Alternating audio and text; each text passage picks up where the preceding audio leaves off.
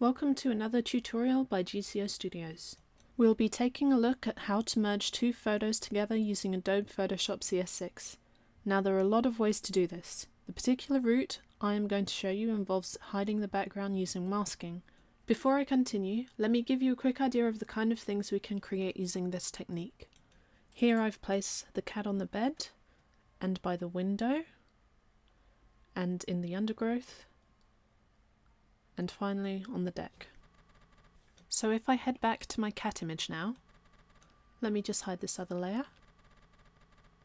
I'm just going to grab the quick selection tool and start selecting the cat. Now there's no need to be precise, as we can clean it up later.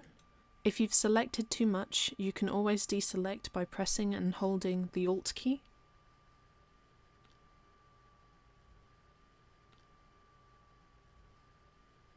I think I'm about happy with that, so now we can go to Select, then Refine Edge, turn on Smart Radius and pump it up by about 3 pixels.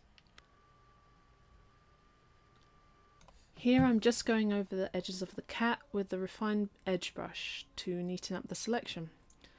This auto detection makes a world of difference versus normal selecting.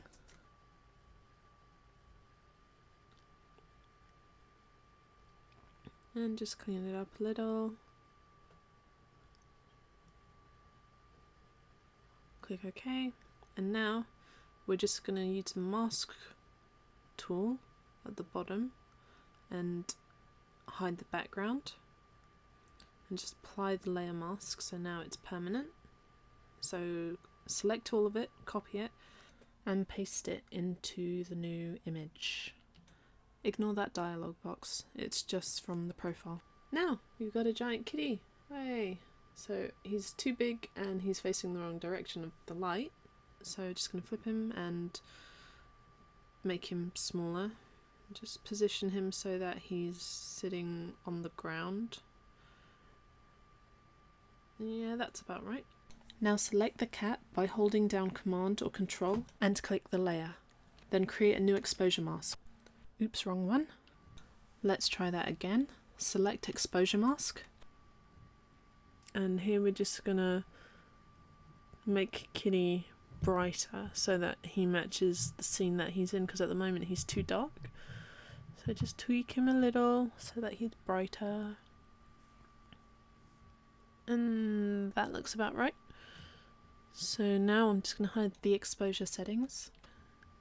And we're going to create a new exposure mask for the cat shadow. This way we can keep the floor detail and not have to worry about losing it.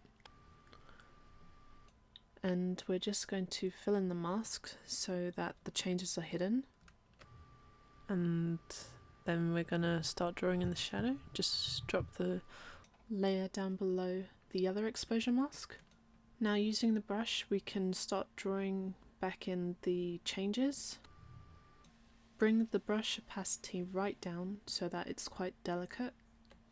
Kitty's shadow isn't going to be very big because he's got quite a small body compared to the person next to him.